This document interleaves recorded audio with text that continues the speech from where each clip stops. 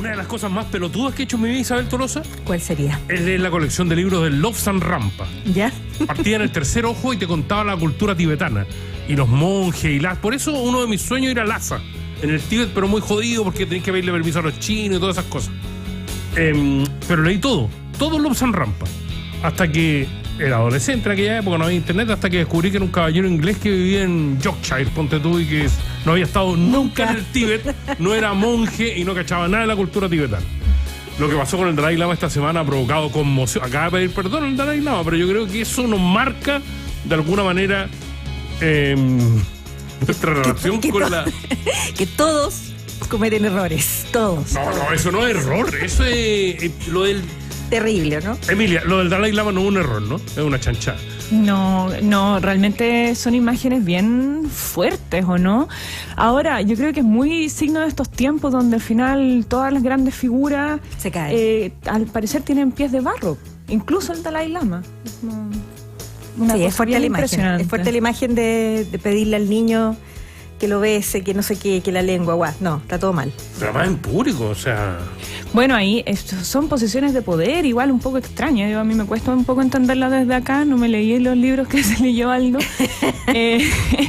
Pero claro, pues son figuras de poder, finalmente. Y ahí en ese espacio público también queda desnudo quizás los acostumbrados que están a ese poder.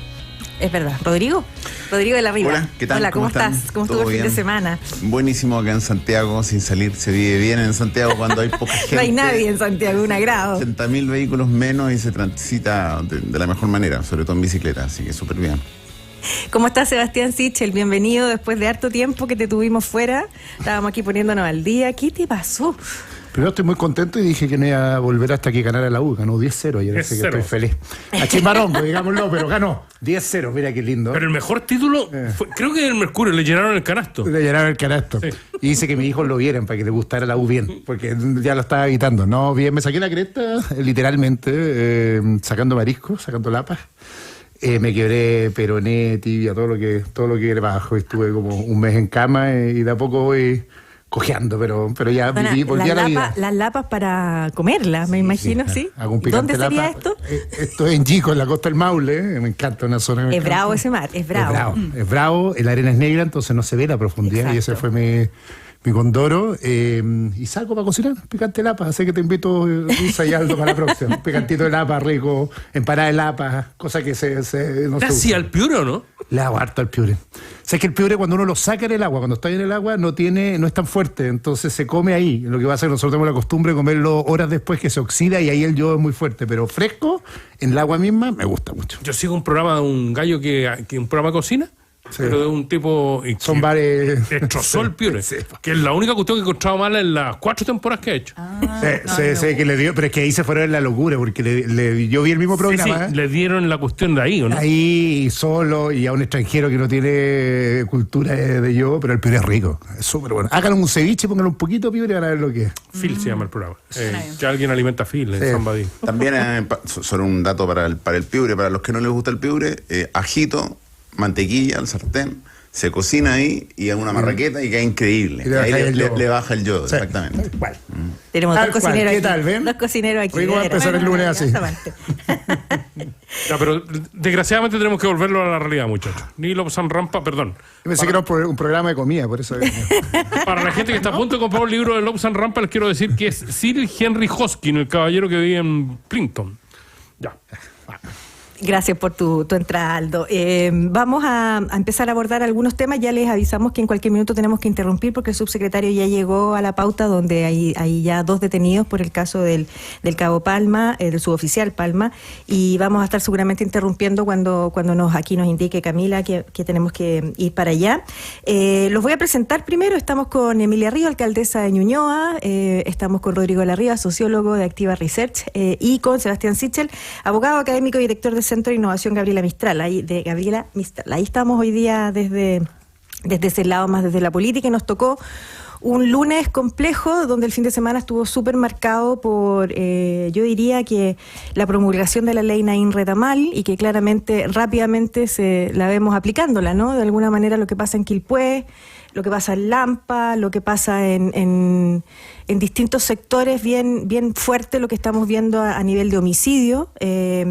Los datos que nosotros hemos estado entregando es que si bien los delitos en general van a la baja, lo que va y sube es el nivel de violencia, y han aumentado respecto al año 2021 casi un 33% los homicidios, que hoy día lo que nos tiene a todos más conmocionados, esta cosa como tan a sangre fría, ¿no? De llegar y disparar, y tenemos un poder de arma enorme. Así que los dejo ya invitados a que empecemos a hablar de este tema, que ha sido la tónica el fin de semana. Sebastián, la ley, la discusión de la ley y por dónde va el camino de la ley, ¿servirá en algo la fuerte polémica que ha despertado, no, Sebastián Sichel? O sea, yo creo que cualquier instrumento que permita hoy día mejorar los estándares de seguridad que tenemos sirve, y por lo tanto es un avance. Yo ahí llamaría a la cautela y la prudencia.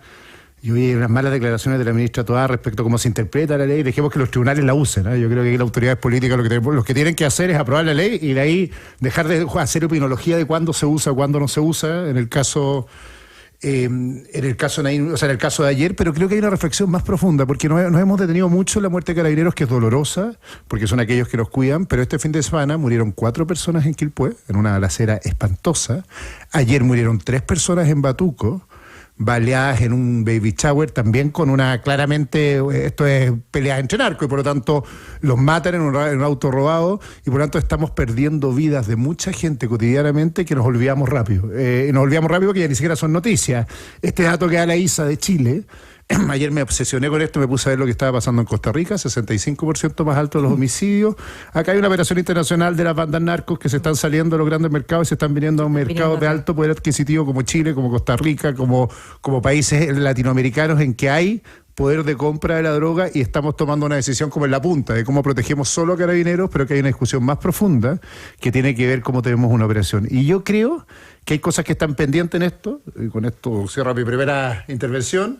Lo primero, nosotros vamos a tener que usar al Estado, no solo la fuerza policial para esto. A mí me parece ridículo que el registro civil siga cerrando hasta las 2, que los sistemas de actualización de migrantes estén funcionando como están funcionando, lo que nos pasa con los consulados, y por lo tanto aquí va a haber que tomar una medida civil para regularizar o expulsar rápido, que requiere la fuerza del Estado no policial para poder regularizar la situación de quienes están en Chile, o bien expulsar a los que no deberían estar en Chile, y eso nadie lo ha discutido. Necesitamos el registro civil 24/7 funcionando y está paralizado. Creo que necesitamos una policía antinarcóticos urgente. Aquí Investigación y Carabineros tienen división antinarcóticos, pero están en la línea jerárquica por debajo, y requeremos una autoridad centralizada, única, con poder jerárquico, que define la estrategia antinarcótico en Chile, y requerimos también conciencia, y lo digo acá con responsabilidad, de aquí que el problema no son los migrantes. Yo lo digo porque se lo escucha a mi mamá y se lo escucha a mis amigos del liceo, y me empecé a preocupar cuando aquí se empieza más bien a demonizar a alguien porque es extranjero, y creemos que el delito es eso. Acá son delincuentes sin nacionalidad, chilenos, extranjeros, que recorren el mundo cometiendo delitos, y por lo tanto también sostener un discurso que no transforme esto en un tema de nacionalidad migrante, porque muchos populistas de extrema derecha se están aprovechando de este discurso para satanizar a aquellos que vienen esforzadamente a Chile. Yo creo que es importante esto, porque en esta confusión del discurso de seguridad podemos terminar hundiendo la convivencia de barrios que hay gente de distintas nacionalidades que está llegando a Chile y que se está transformando en barrios violentos también por el odio a gente que viene fuera, que no tiene ninguna responsabilidad en estos delitos, sino que son bandas delictuales que están recorriendo el mundo y cometiendo estas acciones. Emilia Ríos. Sí, a ver, primero, efectivamente, bueno, la ley ya está promulgada, entiendo que se publica en el Diario Oficial hoy. Sí. Y eso, bueno... De hecho, lo que pasó el fin de semana, a pesar de que la ley no estaba promulgada, se va a hacer efectivo con la ley. Claro. Y sin embargo queda tanto, ¿no? Y en general esas 3 muertes de Carabineros del último tiempo probablemente no se hubiesen parado por esta ley si es que la ley hubiese estado antes. Entonces hay una complejidad grande que es muy tentador, ¿cierto?, simplificarla y buscar grandes relatos esquemáticos donde en el fondo tratamos de ganar posición. Y yo creo que ha sido muy notorio de parte de la derecha tratar de utilizar esta crisis de seguridad por réditos propios, donde además se está intentando anular cualquier posibilidad de instalar racionalidad en el uso de la fuerza. Y por ejemplo, cuando la ministra dice cosas de total lógica, como por ejemplo que cualquier procedimiento de fuerza tiene que después ser evaluado, resulta que inmediatamente lo que se dice es, bueno, acá de nuevo no se apoya a Carabineros, ¿cómo es posible? Y no, pues no, tenemos que volver al surco, digamos, a la senda de racionalidad donde hay procedimientos, donde hay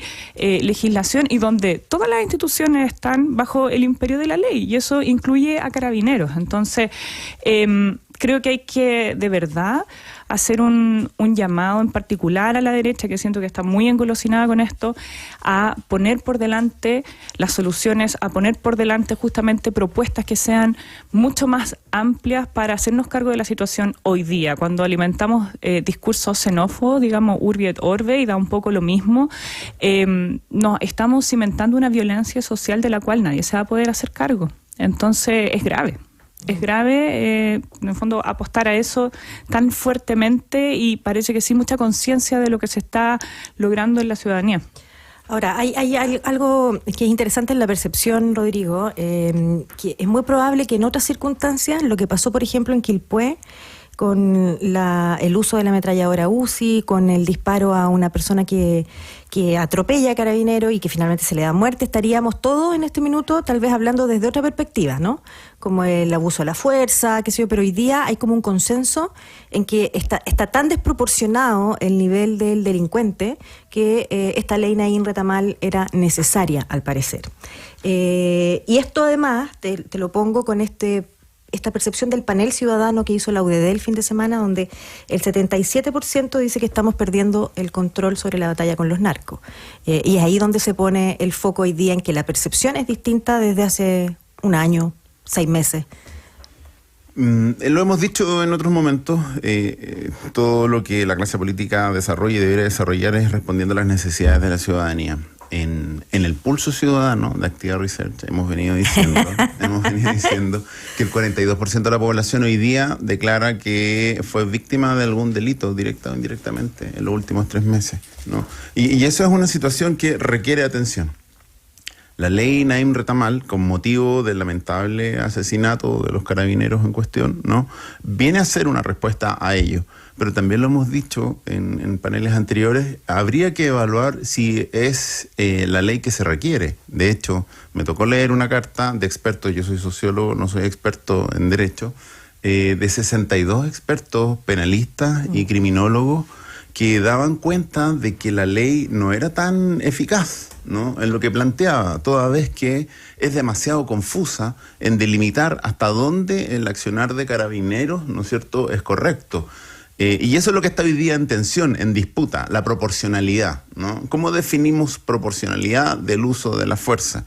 Sin duda, y a la luz de los hechos, mucha gente, la mayoría de la población, da cuenta que la delincuencia está algo desbocada, ¿no? Y hay una proporcionalidad en favor de ellos, ¿no? Por lo tanto, hay que compensar entregando las herramientas a Carabineros.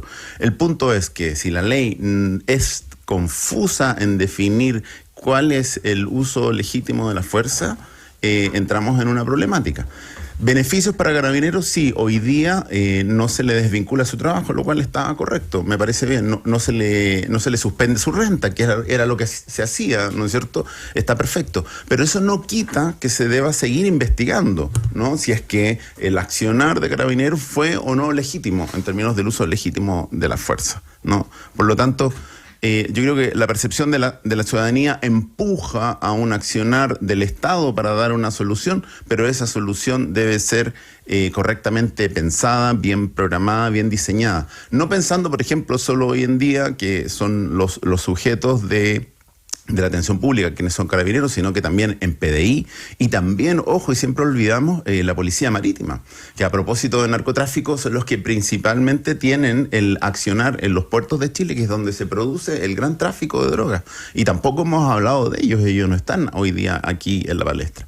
Por lo tanto, se requiere una ley clara, correctamente delimitada, ¿no? Y paralelamente, también lo hemos dicho, con formación de carabineros, formación de las policías, para que tengan el criterio correcto a la hora de aplicar la ley. Sebastián Sichel. No, ahí que me pasó una cosa como de abogado.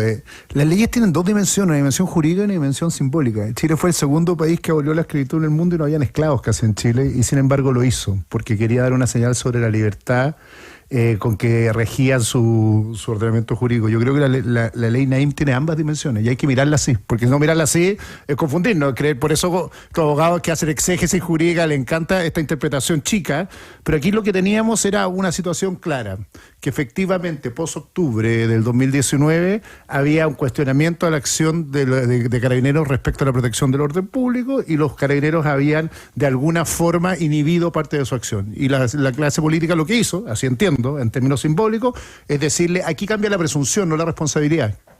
Para ser abogado rápido, lo único que hace es cambiar la carga de la prueba, como tú lo explicas. Entonces no se entiende que hizo mal uso de la fuerza, salvo que la Fiscalía pruebe lo contrario. Yo quiero decirlo de la forma más simple posible, pero esa dimensión jurídica tiene una dimensión simbólica súper importante de lo que está pasando. Porque yo sé que se murieron carabineros, acá lo que tenemos es inhibición del uso del arma, aquí lo que tuvimos sistemáticamente durante 2 años también es una crítica constante a carabineros. En esto yo creo que incluso confundimos, y el mundo de la izquierda lo confundió, históricamente la institución con las fallas de personas dentro de una institución, y por lo tanto lo que tenemos hoy día es que reequilibrar ese valor simbólico de la institución, y eso también tiene una dimensión jurídica, que es lo que hace la ley. Y es súper importante hacerlo, porque si no lo hacíamos, lo que nos pasaba, al igual que en el caso de la esclavitud, era que parecía que teníamos dudas como clase política. Y ahí creo que estos que protestaron, soy súper crítico del diputado Ibáñez en esto, que salió con carteles sobre la mesa como disintiendo incluso de lo que estaba haciendo su propio gobierno, lo que hace es confundir esa señal simbólica, y creo que era un minuto que simbólicamente la clase política tenía que darle un respaldo a través de instrumentos jurídicos. Yo creo que esa es la dimensión de esta ley, y es súper importante, porque lo que nos pasaba si no es que teníamos esta sensación de inseguridad, esta percepción de inseguridad, teníamos gente que sentía que la clase política estaba más entretenida en su propio debate que en acelerar medidas de fuerza. Lo que sí estoy de acuerdo es que eso simbólico inicial no sirve para nada si esto no tiene una estrategia de intervención de verdad. La crítica respecto a lo de Carolina Toá ayer no es si ella puede, no es una crítica a ella, si lo que quiero decir es que después de esto simbólico dejemos que los tribunales actúen, porque si no vamos a quedar atrapados en esta discusión de una ley que ya está, y por lo tanto salgamos de nosotros a ser como una especie de jueces de cuándo se aplica, si no se aplica, porque para eso están los tribunales. Hoy día viene la discusión de la estrategia, de fondo. Pasamos lo simbólico, entonces después de que se abole la esclavitud, tenemos que ver cómo somos más libres. La gran discusión es cómo tenemos un sistema más seguro en que no funciona. Y a eso iba yo, con esta idea más como de guata que tengo, que creo que ahí es donde estamos no pavimentando el camino, porque nos quedamos atrapados en el debate de la cosa chica diciendo ya, ¿qué vamos a hacer? ¿Vamos a tener una sola policía? Lo que hablaba de la policía antinarcótico, no. ¿Vamos a fortalecer o aumentar el número de carabineros o no? Creo que ese debate está empantanado porque oportunistas de extremos lo que hacen es inhibir el debate, porque empiezan a radicalizar las posturas diciendo lo que hace la Carolina Toá es que no quiere apoyar a carabineros, y todos caemos en la trampa.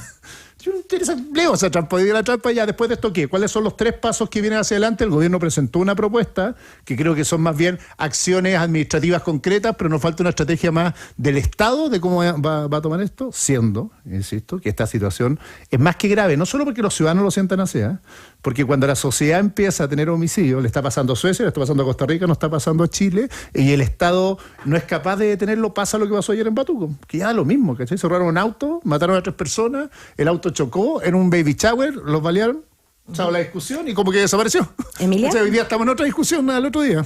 Sí.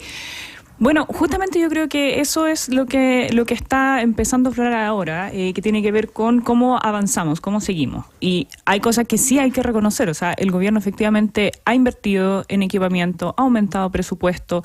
Probablemente nos quedamos cortos porque nos quedamos con una reforma tributaria que ni siquiera pudimos discutir, y evidentemente el Estado, una de sus primeras misiones es asegurar seguridad, ¿cierto? Y para eso se requieren policías entrenados, policías que puedan tener buen equipamiento, y eso es presupuesto. Entonces ahí también nos empezamos a pisar la cola en cómo podemos hacer una estrategia un poco más larga, ¿no?, en torno a la seguridad. Hay cosas que a mí me dan bastante esperanza, que tienen que ver con los focos. De hecho, lo conversábamos el otro día acá, el jueves, que tiene que ver con el foco de las armas, de cómo están ingresando o no ingresando armas, el control portuario, o sea, hacer un énfasis ahí, que es un énfasis operativo, logístico, que requiere movilizar recursos para, por ejemplo, contar con la tecnología para poder escanear esos miles y miles de containers que llegan todos los días al país. Es una prioridad. Poder mejorar, por ejemplo, los sistemas de comunicación de carabineros de norte a sur del país, que no tenga interferencias, cuestiones tan básicas como esas, son inversiones que son muy importantes y que le cambian el día a día a la operativa de carabineros y las fuerzas del orden en general. Entonces, ahí mejorar logísticamente, operativamente, sistemas de control, creo que es clave. Y en eso hay un compromiso, ¿no? Ahí hay una cosa diferente que tiene que ver con esto que hemos hablado acá harto, que tiene que ver con inteligencia. Ayer el subsecretario Monsalve en Mesa Central hablaba justamente de este nuevo plan control contenedores, que es algo que uno dice, bueno, es como lógico, ¿no? Si no puedo controlar por dónde están entrando las armas, la droga, van a poner ciertos resguardos en Colchane, San Antonio, me falta un puerto más. Que también está en el norte, Arica. Y en el fondo uno dice, bueno, pero esto aquí es donde empezamos a ver este problema que es sistémico. Y que ahí es donde empezamos a sentir que la inteligencia en Chile está con pocas fuerzas centralizadas, ¿no? Es que hay mucha precariedad, Isabel, si ese es el tema. Como de repente uno piensa que el país está muy avanzado en muchas cosas, en su institucionalidad, en sus procesos, pero te das cuenta de que hay mucha precariedad todavía, y eso es lo dramático del asunto, que la delincuencia avanza, tiene acceso cada vez a más armas, a organizarse, todavía nos falta avanzar en un marco legal que nos permita seguir la ruta del dinero mucho más fácilmente, versus un Estado que efectivamente tiene problemas para moverse rápido, tiene problemas de tecnología, etcétera. Entonces, ahí tenemos que ponernos las pilas. Oye, Rodrigo, te quiero plantear un tema a partir de la violencia y a partir del debate de la seguridad. Porque mientras más violencia tenemos, más hablamos de seguridad, cambian las prioridades, se establece un cambio de programa para el mismo gobierno, pero nos pilla en medio de un debate constitucional. Y por lo tanto, uno tiene el temor, desde la observación, de que el debate de la nueva constitución se transforme en un debate de restricción de libertades, más que de otra cosa, ¿no? En términos de seguridad y en términos de la violencia en la que estamos viviendo. Por cierto, no puede que tiña el proceso, y ese es el temor, que la coyuntura tiña el proceso constituyente, que es un proceso de mucho más largo aliento. O sea, tiñó la publicidad de la franja. La franja solo es seguridad a esta altura. Absolutamente. O sea, parece campaña presidencial, perdonen que les diga, no tiene nada que... O sea, una campaña constitucional, tiene digamos. todos los tintes, o sea, tenemos a José Antonio Kast publicitando a todos sus candidatos, finalmente no son sus candidatos, o sea, para constituyente. Hasta el sexto retiro, o sea, ¿qué tiene...? Es publicidad para él mismo a la candidatura. Pienso que debemos primero confiar en este nuevo método de generación de la nueva Constitución, donde hay una comisión de expertos, entiendo que principalmente habiendo juristas ahí, tendrán, yo diría, los conocimientos y la expertise para construir una norma general, que no vaya a temas específicos y particulares, ¿no?, como restricción de las libertades individuales, ¿no? Garantizar la libertad de las personas en un contexto del siglo XXI es prioritario. El origen del proceso constituyente son las demandas sociales, ¿no? Por lo tanto, está la persona en el centro de la generación de este nuevo proyecto. De ahí que la expectativa sea que sea una constitución que piense en los próximos 100 años al menos, y no esté dada por la coyuntura actual, ¿no? Eso es lo que yo esperaría, esa es la confianza en la que tendría. Ahora, veamos cómo quedan configurados los consejeros, aun cuando los consejeros van a proponer y desarrollar más cada uno de los acápites de la nueva Constitución, pero esta igualmente va a tener que ser visada por los expertos. Que en el fondo, a mi parecer, el poder de decisión respecto de lo que va a terminar siendo esta Constitución está más bien en el mundo de los expertos más que de los consejeros constitucionales. Parece campaña fiscal nacional, esa es mi sensación cuando la veo, Y yo creo que es una torpeza por dos cosas. Primero, la campaña. Creo que cuando tú tiñes una discusión así, después tu forma de medir va a ser por lo que legisles en el proceso constitucional y qué vaya a decir. Prometiste que vaya, no sé, a armar a la policía y estáis legislando sobre la forma de organizar el Estado. Creo que tarde o temprano también les resta credibilidad en el ejercicio de su función. Entonces, ojo, piojo, que ya pasó en la convención anterior. No prometan lo que no pueden hacer, porque tarde o temprano los ciudadanos son bastante menos lesos que ustedes, en el fondo, que los candidatos, y les van a pasar una factura. Perdón, pero si usted dijo que iba a fortalecer la cantidad de policía en Chile, perdón, pero si usted y en la Constitución no lo hizo, creo que hay que tener un poco de responsabilidad en las candidaturas en este pedazo. Y después, algo de lo que decía Rodrigo, y que decía Itualdo, yo me lo compro completo, las constituciones están hechas para limitar el poder. O sea, si uno mira la historia de la Constitución del mundo, la Revolución Inglesa en 1688, la Constitución francesa en general, son una forma de que los soberanos, al que le pasamos la pistola para defendernos, al que le pasamos la plata para solucionar problemas sociales, tenga accountability, esté controlado, no abuse, no tenga arbitrariedad, y el riesgo en un debate así de irresponsable es que termine alguien creyendo que es lo contrario. Que aquí lo que necesitamos es un zar, una especie como de nuevo rey, que venga un sheriff, y si eso hacemos, los únicos que perdemos somos los ciudadanos. Yo quiero una sociedad más segura, más controlada, que no haya homicidios, pero también quiero ser libre, quiero poder perseguir mi proyecto de vida, no quiero que nadie me meta en una cárcel si no me juzga por un debido proceso. Claro. Y nosotros somos bien en esto, con respeto a quienes sufren esta enfermedad en general, pero no lo usar. Somos bastante, porque mi madre lo sufre, así que somos bastante extremos en las posiciones. Entonces pasamos hace 2 años de que todo era una constitución de derechos sociales a una constitución que puede transformar a este país en un sheriff. Y los sheriffs, aquí y en la quebrada Ají, Fujimori, Bukele en el futuro, terminan siempre engolosinándose un poquito con el poder. En el presente, digamos. En el presente, ¿no? Pero a mí me pasó con lo de Fujimori, para explicarlo en práctica. Yo ayer lo explicaba en clase la semana pasada y le decía, mira, yo cuando era chico, como Bukele estaba Fujimori, y en Chile estaban todos alucinados con Fujimori, ¿se acuerdan? Como Fujimori, esto es lo que hay que hacer, con Sendero Luminoso. Claro. ¿Y qué pasó con Fujimori después? Terminó espiando a los opositores, pagando plata, corrompiéndose con el poder. Cuidado, que poderes sin límites generan irresponsables hacia adelante. Entonces yo sé que todos estamos desesperados por seguridad. Mensaje a mi madre por la conversa que tuve ayer, pero lo único que no tenemos que hacer es entregarle el gatillo y la pistola a alguien que no tiene control para manejarla. Y eso puede pasar en este debate constitucional. Yo espero al revés, que el debate sea cómo le entregamos más poder al Estado para darnos seguridad, pero cómo limitamos para que ese poder no sea ejercido de manera abusiva. ¿Tú lo dices por tu madre porque tuviste una conversación? ¿Estás asustada? Es el tono, ¿está asustada? Está asustado porque le han robado 4 veces el balón de gas. Mi mamá vivía en una villa en La Cruz, 4 veces el balón de gas, se encontró con un gallo en el living la semana pasada, me empezó a hablar contra los migrantes, le digo, mamá, el que estaba en el living era migrante. No, entonces ¿por qué me dice que son los migrantes? No, es que aprendieron de ellos. Y digo, no tiene lógica lo que me está diciendo, pero la entiendo. Obvio, porque había sufrido 5 asaltos en 4 meses en una villa de clase media baja, yo diría, en La Cruz, y por lo tanto duerme muy mal, pero creo que se ha ido convenciendo de este discurso que está instalado público, que parece que los culpables son otros, porque no puede ser un vecino, no puede ser alguien de la población de al lado, y le digo, no, cuidado, aquí hay delincuentes, los delincuentes no tienen nacionalidad. Es que es la conversación, no hay otro tema, la verdad. Estuvimos como estamos monotemáticos hace rato. Le quiero dar gracias a Mario Casana, que nos está escribiendo, que nos dice que es probable que en el caso del carabinero que usó la UCI en San Antonio, no Quilpué, yo me equivoqué, dije Quilpué, es probable que la ley pueda ser retroactiva. Ahí podría aplicarse, pero en estricto rigor se promulga hoy la ley. ¿Puedo pedir una cosa rápida? El principio indubio pro reo, que es en el caso de él que usó el arma, se aplica seguro. Entonces lo que va a pasar es que va a haber una interpretación más favorable a aquel que debería ser, no voy a usar la palabra no jurídica, pero procesado, que es el carabinero, y por lo tanto sí o sí la interpretación se va a aplicar porque lo va a favorecer. Hacemos País ADN junto a Rodrigo de la Riva, Sebastián Sichel y a Emilia Ríos esta mañana.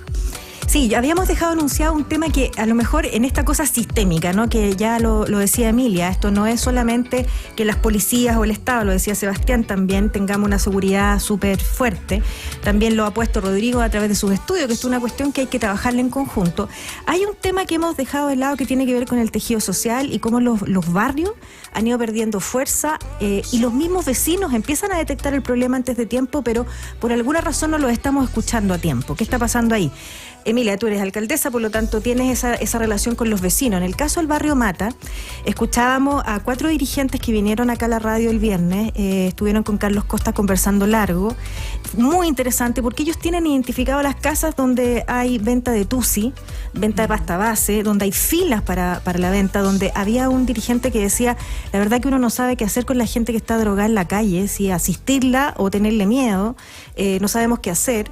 Tienen identificados los lugares donde además hay un sector de arriendos abusivos de 200.000 pesos por una pieza de 10 metros cuadrados. Entonces, aquí tenemos un problema de tejido social muy fuerte, ¿o no? Sí, sí, bueno, para agarrar el hilo quizás, porque hay muchos hilos posibles. Mucho. Pero uno que para mí es particularmente sensible tiene que ver justamente con el acceso a la vivienda. Hoy día tenemos una crisis muy importante, de hecho es una meta de este gobierno poder dar respuesta al menos con 200.000 viviendas, tenemos una carencia de 600.000.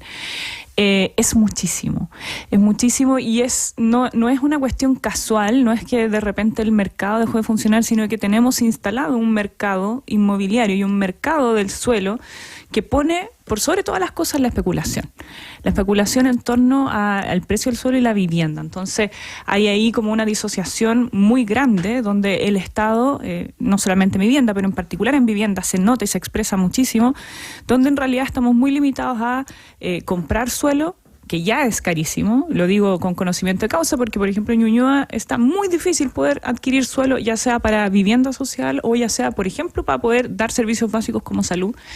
Y eso que suena tan abstracto tiene consecuencias concretas, y es que las personas no tienen acceso a vivienda. Y cuando no hay acceso a vivienda, que es una cuestión tan básica, evidentemente surgen los negocios, y ahí hay muchísimas personas lamentablemente inescrupulosas que en realidad les da lo mismo en las condiciones en las que tengan las personas y se aprovechan de esa necesidad. Entonces, evidentemente hay que ir al foco en lo que está pasando, ¿cierto? Al síntoma, que en este caso es el hacinamiento y los abusos y los arriendos abusivos, pero eso no nos va a solucionar en ningún caso la crisis profunda que tenemos. Campamentos que van creciendo, ¿cierto? Tomas de terreno que por supuesto en ningún caso apoyo, pero que son un síntoma de una cuestión muy profunda, que es que la gente no está teniendo acceso a la vivienda. Y ahí yo creo que, bueno, perdimos una oportunidad, ¿no? En la discusión constitucional anterior, pero el problema sigue y es vigente y hay que abordarlo, hay que seguir abordándolo. Yo aquí les quiero poner el tema de, hay una posibilidad, Sebastián, de tener algún cortapiso o algún, no sé cómo decirlo, pero frente a los arriendos abusivos, ponerle algún control a la persona que arrienda. Hay un sistema de arriendo protegido, que el gobierno se haga cargo. Yo sé que en desarrollo social, cuando tú estuviste en el ministerio, había alguna posibilidad de subsidiar, porque no puede ser que sabemos que hubo el miércoles 5 de abril, se llevó a cabo un desalojo en un CITE en la comuna de Estación Central, donde habían 25 personas extranjeras viviendo y les cobraban 200.000 pesos. Sabemos que uno de los buscados por el caso del suboficial Palma también comienza en la balacera porque no le pagaron el arriendo que él arrendaba las piezas. O sea, hay un problema de fondo acá. Como 2 reflexiones. Lo primero, y una reflexión ética que la olvidamos rápido. Aquí hay unos frescos de raja, perdón que use esa palabra, que están usando la migración como una forma de hacer negocio. Eso es lo que está pasando en la práctica. Unos que los contratan para hacer comercio ambulante en las calles, otros que les arriendan a precios abusivos porque nadie les celebra un contrato de arriendo, y eso en general es una cultura que ante la degradación moral del inmigrante obviamente se sienten con todo el favor de diciéndole usted no debería estar acá, y como no está, yo abuso y hago lo que quiero, y hay un descontrol de eso, y la mayoría de ellos, bien francos, son chilenos que están haciendo negocios con gente que lo está pasando mal. Y yo quiero decirlo así abiertamente porque ese debate está fuera, como está de moda pegarle al migrante, está fuera del debate de qué está pasando con estos frescos de raja, que lo que están haciendo es haciendo negocios. El loteo de campamentos. Loteo de campamentos, voy a hacer algo, mano de obra barata en la fruta, mano de obra barata en casinos, todo lo que pasa con el problema del comercio ambulante. Por eso creo que está tan equivocado Iracy cuando dice esto, les voy a poner unos techitos. Al final lo que pasa es que ahí hay mafias que usan a migrantes también, entonces, y ahí hay una persecución de un delito que es brutal, porque es un delito que abusa de aquel indocumentado para llevarlo a las condiciones más extremas posibles, y este debate está afuera porque es impopular total, porque a lo mismo que es un debate fundamental, porque no habría probablemente bolsones delictuales como tenemos si efectivamente persiguiéramos a aquellos que están ahogando, asfixiando y haciendo lo que están haciendo con migrantes irregulares en Chile. No deberían estar estos migrantes irregulares, pero una vez que están acá tampoco le da derecho a chilenos frescos a hacer negocios con personas que están en una situación crítica. Y ese debate está fuera hoy día, y yo creo que hay un debate legislativo en serio, porque lo que te pasa en estos casos, a la pregunta Isa, es que no tiene un espacio de regulación. Porque cuando tú tienes a alguien que no suscribe un contrato porque no tiene documentación, obviamente cómo persigues el cumplimiento o no cumplimiento de ese contrato, que es el caso de Tocité, y lo que tenemos que tener es una regulación. Por eso hice este llamado. Si es ridículo que en Chile el registro civil atienda hasta las 2 de la tarde, lo digo en serio, lo digo bastante así responsablemente, con el caos que tenemos en este minuto entre migrantes irregulares y la poca actualización de su información, o los que quieren regularizarse y esperan 6 meses para regularizarse cumpliendo las condiciones, y los mismos chilenos que estamos absolutamente en caos, tan caos que teníamos funcionarios del registro civil, o no sabemos si eran funcionarios, vendiendo números hace un mes, y eso está generando este caos en general que no permite el control de la situación. Entonces tenemos un mundo negro, en el sentido de oscuro, en que todos estos contratos existen, en que todos estos empleos informales existen, y un Estado que se hace eso. Yo creo que esa es una dimensión del problema. Y la segunda, que es lo que decía Emilia, que es bien profundo. Yo, creyendo que Chile necesita más Estado, no tengo ningún rollo con eso, creo que tenemos un Estado fallido que también está fuera de la discusión. O sea, el problema del suelo es un problema, una discusión bien abierta, y esta discusión yo la tuve con el presidente Piñera en su minuto. Digo, se ha hablado de un banco suelo hace tiempo. El Estado es el gran propietario del suelo. Dense una vuelta arriba de la Reina, pregúntenme quién son las tierras, los terrenos al lado, dense una vuelta, incluso los Barnechea, de quién son los terrenos arriba para construir viviendas sociales donde la gente se está yendo. Dense una vuelta en La Pintana y vean de quién son los terrenos baldíos donde se cometen los delitos, y se van a encontrar la gran sorpresa que no son especuladores inmobiliarios escondidos en el mundo, no, el Estado, que dejó botados estos terrenos. Dense una vuelta bajo de Mena y vean el espacio abierto gigante al frente, también es del Estado municipal. Entonces, lo quiero decir, algo tiene que hacer el Estado para ser eficiente en la administración de sus propios recursos, porque si tenemos carencia de uso de suelo y el Estado es el gran propietario en Chile, porque Cresta no pone a disposición esos suelos y la burocracia administrativa ha hecho que esto sea imposible. Y lo mismo está pasando con la prestación de servicios públicos en terrenos abandonados. El Estado no está. Si uno se da una vuelta por La Pintana, perdón que ponga ejemplo de Pintana, pero trabajé ahí haciendo cosas sociales, te das cuenta muy fuertemente que no hay registro civil, que el Banco Estado lo quemaron, está ahí, no sabe si está, pero al final, obviamente, la gente busca a las instituciones de narco como alternativas a esto. Rodrigo, habías quedado tú ahí con la palabra frente a este tema que hablábamos del sistema justamente del barrio, ¿no? Del barrio, de cómo funciona para poder detectar o llegar antes a tal vez a los problemas sociales que hay detrás de narcotráfico, droga, etcétera. Sí, pero hoy día tenemos un problema de hacinamiento en los barrios, ¿no? Y todos los problemas que derivan de ese hacinamiento. Yo quería volver desde el origen, ¿no? Lo dije en algún minuto. La historia de la humanidad es la historia de la inmigración. Hoy día son venezolanos, haitianos, en los 90 fueron los peruanos, en los 80, en los 70 fueron chilenos que salieron al extranjero. Por lo tanto, a cualquiera primero le puede tocar vivir esa situación. Ante ese hecho, los estados deben estar preparados, ¿no? Y deben saber responder a los requerimientos de estos flujos de población que llegan a los países. El Estado chileno actualmente no está para nada preparado, ¿no? Eso está muy claro. Y la solución que deberá dar es una solución intersectorial, donde está Ministerio del Interior, está Mideso, ¿no es cierto?, está el MIMBU, pero siempre también en coordinación con los gobiernos locales, con las municipalidades. El tema es que las municipalidades bien pueden hacer la fiscalización, pueden identificar los focos de hacinamiento, los focos donde se producen actos delictivos, ¿no es cierto?, pero tiene que haber un dispositivo estatal para saber qué hacer con esas personas que se identifiquen, porque eso es lo que va a pasar cuando van a llegar a los barrios. Van a identificar personas indocumentadas, ¿no es cierto?, migrantes que no tienen dónde vivir, ¿no? Y qué solución les vamos a dar a ellos, ¿no? Que no necesariamente podríamos presumir que son necesariamente gente que está cometiendo delitos. Muchos de ellos, la mayoría de ellos vienen a buscar nuevas oportunidades, una nueva vida, y nosotros debemos ser capaces como país de darles esa oportunidad. Ahora bien, el Estado en todo momento y a través de sus poderes, particularmente el Ejecutivo y el Gobierno, tiene que ser claro en sus mensajes. Vimos, por ejemplo, en el gobierno pasado, en el gobierno de Sebastián Piñera, donde un canciller, ¿no es cierto?, Teodoro Rivera, dice textualmente que cuando 4 millones de personas abandonaron un país es una desgracia para ese país, pero nosotros como chilenos estamos felices y contentos de recibirlos porque nos van a ayudar a aumentar, por ejemplo, la tasa de natalidad. Ese tipo de declaraciones que fomentan los flujos de población tienen que hacerse responsablemente, y digo responsablemente, a sabiendas de que si es que estoy incentivando la migración hacia mi país, yo como Estado voy a estar preparado para recibirlo. Entonces, este problema se gesta no ahora, se gesta en un periodo grande de 5 años, ¿no? Y que viene a reventarnos hoy día en la cara. No, sí, es un tema que no acaba. Yo de verdad, cuando trataba del fin de semana de entender, son tantos los puntos de vista que hay que tomar en cuenta para el tema de la seguridad. Como decías tú, Ministerio de Desarrollo Social, el Ministerio de Vivienda, Ministerio del Interior. Ya se vuelve a tocar el tema de tener un Ministerio de Seguridad. ¿Ustedes estarían de acuerdo con algo así? Sí, o sea, en la medida que permita mejorar y centralizar ciertas gestiones, como por ejemplo una estrategia más intersectorial comandada desde ahí por el tema del narco, me parece que puede valer la pena. Ahora, siempre hay que tener ojo con la creación. Yo en eso soy como más escéptica de la burocracia por la burocracia, ¿no? O sea, tiene que ser un ministerio bien diseñado, con competencias y capacidad de agilidad.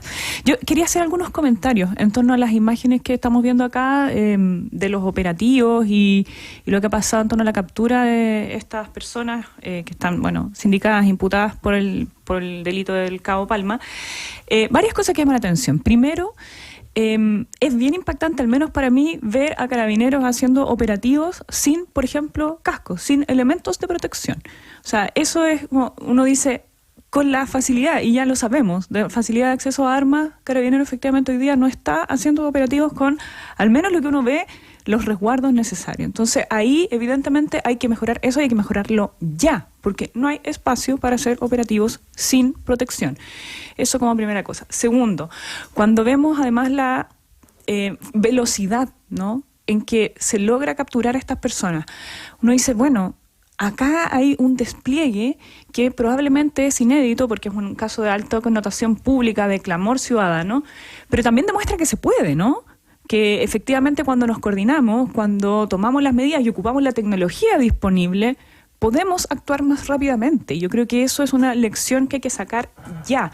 ¿Y cuál es el foco hoy día, dentro de muchos otros, pero al menos desde el punto de vista de levantar evidencia para perseguir el delito de manera eficiente? Eso es clave. O sea, sabemos que los delitos violentos se producen mayoritariamente en espacios públicos. ¿Eso qué significa? Que tenemos que tener redes de vigilancia, de televigilancia, que estén interconectadas, que puedan tener un estándar probatorio, ¿cierto?, y que permitan perseguir el delito, que permitan además desarrollar foco, y cuando digo foco en esto tiene que ver con Fiscalía, Carabineros, PDI e incluso municipalidades, cuando vamos detectando ciertos fenómenos, ¿cierto?, que tú lo señalabas, en el territorio. Y lo último, solo tengo esta inquietud que estoy averiguando qué pasa, pero ¿por qué las cárceles tienen red celular? Yo no entiendo qué pasa ahí, cómo no vamos a ser capaces de que las cárceles en Chile no tengan acceso a redes celulares. Como, lógico, me imagino que hay una razón detrás, pero empezaría a preguntar sistemáticamente por eso. Bueno, ese es el segundo punto que viene fuerte ahora, que es Gendarmería, ¿no? Porque si vamos a detener más personas y estamos con el 98% de las cárceles en Santiago en su capacidad máxima. Oye, mi gran interrogante cada noche cuando paso frente a la penitenciaría y que tú vives al lado, la verdad. Hay gente tirando pelotas para adentro y uno dice, bueno, la gracia es que alguien pase en la mañana, recoja las pelotas y chao, se acabó el problema, pero eso no pasa, digamos. Y ¿sabes qué? En la breve pasada son 5 o 6 pelotas que tiran. En fin. ¿Qué es el sujeto de interés, Sebastián Sichel? Esta nueva figura, no sé si jurídica que hemos... No, yo creo que no es jurídica, pero es una buena forma de hacer algo que no se hacía en Chile en materia de inteligencia policial, que es básicamente visibilizar a quienes son los perseguidos por la policía. Es un nombre raro, pero yo diría más bien lo más buscado, pero el sujeto de interés tiene que ver básicamente con lo que hace la DEA norteamericana cada vez que busca gente, y lo copiaron de allá, y de hecho no es una traducción literal. Pero el cartel de los westerns donde se decía se busca, ¿no? Claro, allá se llama persona de interés público y lo tradujeron acá, pero se busca allá. Yo más bien, una cosa que me quedé pegado de lo que decía la Mila, encuentro toda la razón. Primero aplaudamos Qué bueno que encontraron rápido, esto puede haber sido distinto, aplaudamos y una buena operación, un buen operativo como puede significar buenos resultados y ojalá haya lecciones de por qué aquí funcionó y no ha funcionado otras veces, por lo tanto ojalá no solo sea el caso de connotación pública que llama la atención, sino que se hizo bien para que se haga bien en otros lados. Y ustedes dos ponen un tema gigante, me tocó verlo como ministro, me tocó verlo como voluntario alguna vez, el tema de las cárceles en Chile. Si aquí lo que tenemos es un caos carcelario, nadie quiere decir que hay que construir más cárceles, que hay que separar población, que hay que hacer reinserción. Si las cárceles al final son, no me acuerdo el dato exacto, pero sobre el 70% son personas que son hijos de otros delincuentes y que lo que tenemos adelante es más bien una escuela del delito. Esto no lo digo con populismo, soy malo para el populismo, pero es verdad. Me tocó verlo como voluntario, alguien con las mismas, o sea, tal uno al lado que es un homicida en la misma cárcel, no en la misma celda, pero se encuentra en el patio con alguien que empezó a cometer delitos. Tenemos delincuentes que cometen delitos para conectarse en las redes intercarcelarias. No hay inhibidor de celulares. ¿Sabéis por qué, Isa? Y lo vi como ministro. Porque están en barrios, entonces no hay ni una posibilidad de tener un inhibidor celular exacto para el perímetro de una cárcel, por lo tanto inhibes el barrio alrededor, y eso tiene que ver con ir sacando las cárceles también de las zonas urbanas donde están, porque como están en zonas urbanas, lo que te pasa es que si tú pones un inhibidor de celular, la Emilia preguntaba, y se buscó con tecnología israelí, no sé qué, inhibes las cuadras a la redonda, entonces matáis a la población que está ahí, vive normalmente. Urgente, por lo tanto, ir sacando las cárceles. Falta de planificación. Sí. Pero estas son las cosas que no son populares decirlas. Algo lo que yo decía con el abuso de chilenos con gente que está en situación irregular, lo del registro civil, que yo creo que es clave, construir más cárceles. Y hay que meterle plata a más cárceles. Estas tesis versus Buqueres que se alimenten solo lo más estúpido que hay. Si lo que tú tienes que hacer acá es tener cárceles eficientes, que la gente ojalá salga y deje de cometer delitos, no tener cárceles para que el gallo salga tan enrabiado con el sistema que se conecte con redes delictuales. Todo eso tiene que ver con una estrategia un poquito más de largo plazo del debate que estamos teniendo estos días en la calentura natural de muchos chilenos que están hasta acá con el delito, pero los políticos no tenemos que vivir con la calentura y la guata. Tenemos que ir con la responsabilidad de liderar lo que viene hacia adelante, porque si no, vamos a tener a estos señores, a estos sujetos de interés, y el día de mañana ese sujeto de interés va a entrar a una cárcel, que se va a conectar con otro, que va a ser un soldado de él en el mediano plazo, y eso es una estupidez, el no detenerlo y exhibirlos, que es lo que hacen los populistas, sino ver qué va a pasar en el mediano plazo urgente, porque no hay solución. Ya está. Hay dos cosas que me pasan en la noche, mira, solo como información personal. Una, que me cruzo con los que están tirando pelotas para dentro de la Penny. Y dos, que cuando paso frente a la embajada de Estados Unidos se me corta el celular. ¿Viste? Oye, un tema De hecho, voy pasando y digo, se me va a cortar el celular, te llamo en 2 minutos, dígame. Que pienso que las cárceles en Chile tienen que ser reformadas 100%, no necesariamente construir más cárceles. Creo que hay que transformarlas en unidades productivas donde las personas... Colina tiene una. Bueno, que tiene una, Colina, pero todas las cárceles debieran ser así. Debieran poder, primero, ahorrar para su salida, ¿no? Segundo, financiar en parte el costo que significa para el Estado tener a una persona privada de libertad, que hoy día son, entiendo, algo así como 2 sueldos mínimos. 900.000 pesos cuesta tener a una persona presa. O sea, eso es un despropósito per se, ¿no? Por lo tanto, que las cárceles en Chile se transformen en unidades productivas es un camino que quizás habría que pensar en términos de planificación y largo plazo. Sí, esa es la línea de lo que le llamo yo periodismo de soluciones. Vamos, porque no hemos puesto mucho rato en el diagnóstico, en el problema ya, pero hay que salir de esto. Gracias por ayudarnos a entender y a poder hacer esto juntos, porque como dice Sebastián, y me sumo un poco a que de verdad la semana pasada fue una semana, sobre todo el jueves, fue un día difícil para nosotros como periodistas, en general, hacer el programa para todos los espacios. Estaba todo el mundo muy de esto. Yo creo que eso es nuestra labor también, Aldo. No sé si tú te sentiste así, el jueves estuvo difícil, ¿eh? Fue un día difícil. No sé, ya es mío, ya mi percepción, pero... Yo soy como Doris Venimos buscando a Nemo. Tengo memoria corta. Oye. Mire, Ríos, Sebastián Sichel y Rodrigo...